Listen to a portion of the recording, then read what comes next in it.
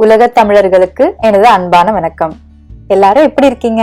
நல்லா இருக்கீங்களா? காய்கறி கழிவுகளில் இருந்து கம்போஸ்ட் உரம் தயாரிப்பதற்கான அடிப்படை புரிதல்கள். ஆரஞ்சு எலுமிச்சை பழத்தோள்களை கம்போஸ்ட்ல போட்டா என்ன ஆகும்? கம்போஸ்ட் உரத்தை வேகமா தயாரிக்கிறதுக்கு என்ன செய்முறை? கம்போஸ்ட்ல பேட் ஸ்மெல் எதுவும் வராம இருக்கிறதுக்கு என்ன பண்ணணும்? வந்தா எப்படி சரி செய்யணும்? இது எல்லாத்துக்குமே நம்ம சேனல்ல பதிவு செஞ்ச வீடியோவை பார்த்துட்டு பல பேர் உபயோகமா இருந்தது அப்படின்னு உங்க கருத்துக்களை தெரிவிச்சிருந்தீங்க. உங்களுடைய அனைத்து கருத்துக்களுக்கும் ரொம்ப ரொம்ப நன்றிங்க. அதே மாதிரி இன்னைக்கு நாம பார்க்க போறது ஒரு பயனுள்ள பதிவுங்க. கம்போஸ்ட்ல பேட் ஸ்மெல் வராம இருக்கிறதுக்கு என்ன பண்ணணும் அப்படின்னு நம்ம சேனல்ல போட்ட பதிவுல என்னோட ஃபாஸ்ட் கம்போஸ்ட் பின்ல என்ன இருந்துச்சு கண்டுபிடிங்க அப்படின்னு கேட்டிருந்தேன். பல பேர் உங்க பதில்களை கமெண்ட்ல சொல்லிருந்தீங்க. அதுக்கு யார் யாரெல்லாம் சரியான பதில் சொல்லிருந்தீங்க அப்படின்னு பாக்கலாங்க. பொதுவா கம்போஸ்ட் செஞ்சிட்டு இருக்க நிறைய பேருக்கு இருக்க பிரச்சனை மேகோட்ஸ் தாங்க. பலவிதமான மேகோட்ஸ் இருக்குங்க. ஆனா மேகோட்ஸ் அப்படின்ற புழுக்கள் நம்ம கம்போஸ்ட் தொட்டில உருவாகிறதுக்கான காரணம் என்னன்னு பாத்தீங்கன்னா பிளாக் சோல்ஜர் ஃபிளை அப்படின்ற ஒரு ஈ தாங்க. இந்த ஈக்கள் முட்டையிடுறதுல இருந்து லார்வாக்கள் உருவாகுங்க. அந்த லார்வாக்களை தான் நம்ம மேகோட்ஸ்னு சொல்றோம். நமக்கு பார்க்க ஒரு மாதிரி இருக்கலாங்க, ஆனா இதனால பலன் ரொம்ப அதிகம். மேகட்ஸ் உங்க கம்போஸ்ட்ல உருவாச்சுன்னா நீங்க அதிர்ஷ்டசாலி தான். எப்படின்னு கேக்குறீங்களா? இந்த ஈ வகை நல்லதுன்றதுனால அதுல வர லார்வாக்களுக்காக பல நாடுகள்ல இதை வளர்க்குறாங்கங்க. கம்போஸ்ட் பின்ல போடுற ஃபுட் வேஸ்ட இந்த லார்வாக்கள் சாப்பிடுறதுனால ரொம்ப சீக்கிரமா ஃபுட் வேஸ்ட், அதாவது காய்கறி கழிவுகளை உட்கொண்டு சத்தான உரமா மாத்துதுங்க. அதனால கம்போஸ்ட் உரம் நமக்கு இன்னும் பலமான உரமாவே மாறுதுங்க. மேகட்ஸ் இருக்கறனால நம்ம கம்போஸ்ட் பின்ல ஏதாச்சும் ஸ்மெல் வருதா அப்படின்னு நீங்க கேட்டீங்கன்னா, மேகட்ஸ்னால நம்ம கம்போஸ்ட் உரத்துல ஸ்மெல் எதுவும் கண்டிப்பா வராதுங்க. அதனால மேகட்ஸ் கம்போஸ்ட்ல இருந்தா கவலைப்படாதீங்க. ஏன் அப்படின்னா மேகட்ஸ் லார்வா ஸ்டேஜ்ல இருக்கு. அந்த லார்வா ஸ்டேஜ்ல இருந்து மறுபடியும் பிளாக் சோல்ஜர் ஃபிளை அப்படின்ற ஈக்களா மாறி பறந்துடும். ஒரு அளவுக்கு இருந்தா சரிங்க, அதிகமா இருந்துச்சுன்னா என்ன பண்றது அப்படின்னு கேக்குறீங்களா? காய்கறி கழிவுகளை சாப்பிட்ட மேகட்ஸ் நல்ல குண்டாகி புரோட்டீன் சத்து நிறைந்ததா மாறிடுங்க. அதனால இந்த மாதிரி லார்வாக்களை மீன்கள், கோழி, வாத்துகள் இதெல்லாம் நல்லா விரும்பி சாப்பிடுங்க. சிட்டுக்குருவி எல்லாம் கூட சாப்பிடறதா சொல்றாங்க. காய்கறி கழிவுகளை சாப்பிட்ட இந்த மேகட்ஸ்ல புரோட்டீன் சத்து நிறைய இருக்குன்னு ஒரு சிலர் மேகட்ஸ பண்ணையாவே வச்சு வளர்க்குறாங்க. பெட்ஸுக்கான ஃபுட்டாவும் விக்கிறாங்கங்க. மீன், கோழி, வாத்து எல்லாம் எங்க வீட்டுல இல்லைங்க. ஆனா கம்போஸ்ட் பின் முழுவதும் மேகட்ஸ் ரொம்ப அதிகமா இருக்கு, பார்க்கவே பிடிக்கல. மேகட்ஸ வெளியேற்றணும் அப்படின்னா என்ன பண்றது? அதுக்கு ஒரு சில வழிகள் இருக்குங்க. முதல் வழி வைக்கோல், நிறைய கார்ட்போர்ட் அட்டைகள், காய்ந்த இலைகள், காய்ந்த பூக்கள் இதெல்லாம் சேர்த்து கலந்து விடுங்க கம்போஸ்ட்ல. இந்த மேகட்ஸ்க்கு காய்கறி கழிவுகள், அதிகமான ஈரப்பதம் அப்படின்றது ரொம்ப பிடிச்ச ஒரு இடங்க. அந்த இடத்த இப்ப சொன்ன விஷயங்களை வச்சு நீங்க கலந்து விடும்போது ஈரப்பதம் கம்மியாகிடும், வெஜிடபிள் வேஸ்டும் கம்மியாகிடும். இதெல்லாம் கம்மியாச்சுன்னா நமக்கு இந்த இடம் செட் ஆகாது அப்படின்னு போயிடுங்க. கம்போஸ்ட்ல நிறைய மேகட்ஸ் இருக்கும்போது பறவைகள் இருக்க இடத்துல கூட திறந்து வச்சிடலாம். நம்ம வீட்டு பக்கத்துல வர பறவைகள் கூட அது சாப்பிட வாய்ப்பு இருக்குங்க. இதெல்லாம் செஞ்சாலே மேகட்ஸ் போயிடுங்க. உங்க வீட்டுல ஏதாவது பறவைகள் வளர்க்குறீங்க அப்படின்னா அதுக்கு மேகட்ஸ உணவா போடுறதுக்கு முன்னாடி அந்த பறவையை பத்தின விஷயம் தெரிஞ்சவங்க கிட்ட ஆலோசனை கேட்டுட்டு அப்புறமா நீங்க இதை உணவா கொடுக்கலாங்க.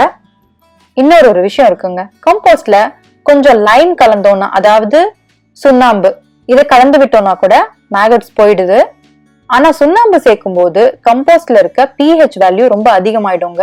சுண்ணாம்பு சேர்த்து கம்போஸ்ட்ல இருக்க pH வேல்யூவை அதிகரிக்கிறத விட ஓரிரு நாள் ஓரளவுக்கு வெயில் இருக்க இடத்துல கம்போஸ்ட் பின்ன திறந்து வச்சிடலாம். இப்ப நம்ம சொன்னோம் இல்லையா ஒரு சில விஷயங்கள், அதெல்லாம் கம்போஸ்ட் பின்ல கலந்து விட்டுடலாம். இதெல்லாம் செஞ்சாலே மேகட்ஸ் போயிடுங்க. மேகட்ஸ்னால உங்களுக்கு சீக்கிரம் கம்போஸ்ட் ரெடி ஆகணும்னா அதை அப்படியே விட்டுடுங்க. உங்களுக்கு சூப்பர் ஃபாஸ்டா ரெடி பண்ணி கொடுக்கும். இப்ப என்னோட கம்போஸ்ட்ல என்ன இருந்துச்சுன்னு பாக்கலாமா?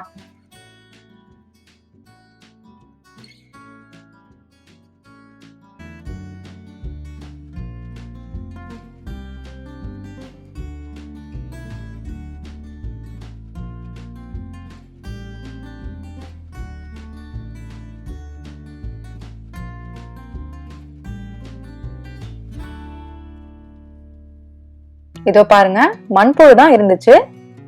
யாரெல்லாம் சரியா சொல்லிருக்கீங்கன்னு பாப்போம்.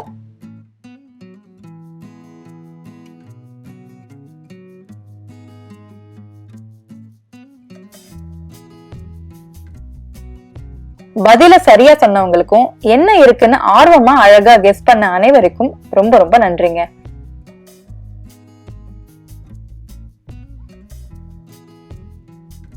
எனக்கு கம்போஸ்ட் பின்ல மண்புழு பார்த்ததும் கொஞ்சம் சந்தோஷமாயிடுச்சு. ஏன்னா சாதாரண கம்போஸ்ட வர்மி கம்போஸ்டா இந்த புழுக்கள் மாத்தி நல்ல வளமான கம்போஸ்டா உருவாக்கி கொடுத்திருக்குங்க. மண்புழுவிற்கு நன்றிகள். என் கம்போஸ்ட் பின்ல மண்புழு வரலையே அப்படின்னு கவலைப்படாதீங்க. காய்கறி கழிவுகள்ல இருந்து கம்போஸ்ட் உரம் தயாரிக்கிறதுமே செடிகளுக்கு வளமான சத்து கொடுக்குங்க. மண்புழு இருக்கிற கம்போஸ்ட் உரம் தான் பெஸ்ட் அப்படின்லாம் எதுவும் கிடையாது. மண்புழு இருந்தா இன்னும் கொஞ்சம் நல்லது, அவ்வளவுதாங்க.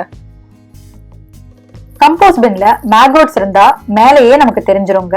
ஆனா மண்புழு இருக்கா அப்படின்னு உங்க கம்போஸ்ட்ல நீங்க பாக்கணும்னா தொட்டியோட அடிப்பாகம் வரைக்கும் நீங்க கிளறி பார்த்தாதான் மண்புழு இருக்கா இல்லையான்னு தெரிஞ்சுக்க முடியுங்க. இப்ப என்னோட தொட்டில இருக்க மண்புழு மேல எடுத்து விட்டாலும் எப்படி வேகமா கம்போஸ்டுக்குள்ள போகுது பாருங்க. ஒரு 5 நிமிஷத்துக்குள்ள வேகமா இந்த மண்புழு கம்போஸ்ட் தொட்டியோட அடிப்பாகத்துக்கு போயிடுங்க.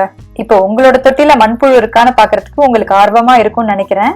கம்போஸ்ட் தொட்டியை கிளறி விடும் போதெல்லாம் கம்போஸ்ட் தொட்டியோட அடிபாகத்தை செக் பண்ணிக்கோங்க. இந்த மாதிரி செக் பண்ணிட்டு உங்க கம்போஸ்ட் பின்ல மண்புழு இருந்துச்சுன்னா மறக்காம டிடிஸ் சேனல்ல வந்து கமெண்ட்ல சொல்லுங்க. ஏன்னா மண்புழு கம்போஸ்ட் உரத்துல இருந்தாலும் நம்ம கம்போஸ்ட் உரம் இன்னும் வளமானதா மாறிடுங்க. எப்படி என்னோட ஃபாஸ்ட் கம்போஸ்ட் பின்ல மட்டும் புழுக்கள் வந்துச்சு அப்படின்னு கேக்குறீங்களா?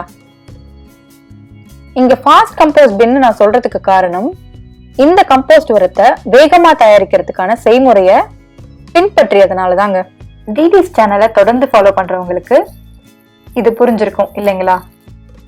சரிங்க, இந்த ஃபாஸ்ட் கம்போஸ்ட் பின்ல வளமான தோட்டத்து மண்ணை சேர்த்திருக்கேன் இல்லைங்களா? அந்த தோட்டத்து மண்ணுல மண்புழுக்களோட முட்டைகள் இருந்திருக்கலாம் அப்படின்னு நான் நினைக்கிறேங்க. ஏன்னா இந்த கம்போஸ்ட் பின்ல இருக்கிற பொருட்களை சேர்க்கும் போது மண்புழு இருந்ததை பார்க்கலங்க. போக போகதான் உருவாகி இருக்கு. கம்போஸ்ட் உரம் பாதி மக்கிய பிறகு கலந்து விடும் போது ஒரு சின்ன மண்புழுவை தாங்க பார்த்தேன். இப்ப பார்க்கும்போது நல்லா கொழு கொழுன்னு இருக்கு. நம்ம கம்போஸ்ட் பின்ல மண்புழு உருவானாலும் அது தொடர்ந்து கம்போஸ்ட் பின்லயே இருக்கணும் அப்படின்னா அதுக்கு நிறைய விஷயங்களை சரியா கடைபிடிக்கணுங்க. அதை பத்தி இன்னொரு பதிவுல பார்ப்போம். இப்போ கம்போஸ்ட் தொட்டில மண்புழு விருந்தினரா வந்திருக்கிறதுனால அவங்கள வரவேற்கணும் இல்லையா? அதனால என்கிட்ட இருந்த முட்டை தோல்களை கையிலேயே நொறுக்கி போடுறேங்க. இந்த நேரத்துல முட்டை தோல்களை போடுறதுக்கு எனக்கு ஒரு யோசனை இருந்ததுங்க. ஏன் அப்படின்னா என்னோட கம்போஸ்ட் தொட்டி 3/4 மேல மக்கிடுச்சுங்க. ஆனா இந்த நேரத்துல முட்டைத்தோல்களை போட்டோம்னா முட்டைத்தோல்கள் அவ்வளவு சீக்கிரம் மக்காது.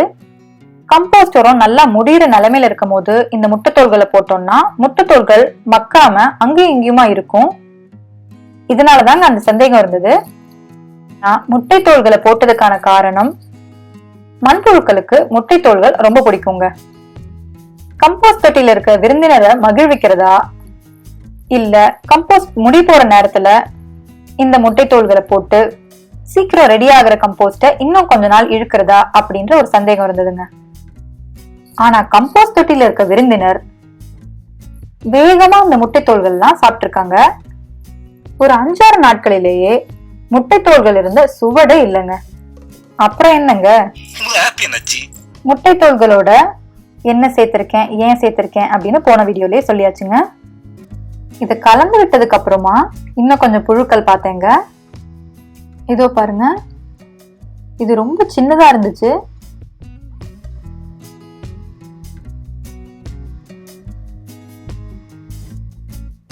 ஆஹா, அடுத்ததா அப்படின்னு பார்க்கும்போது அப்படிதாங்க இருந்துச்சு.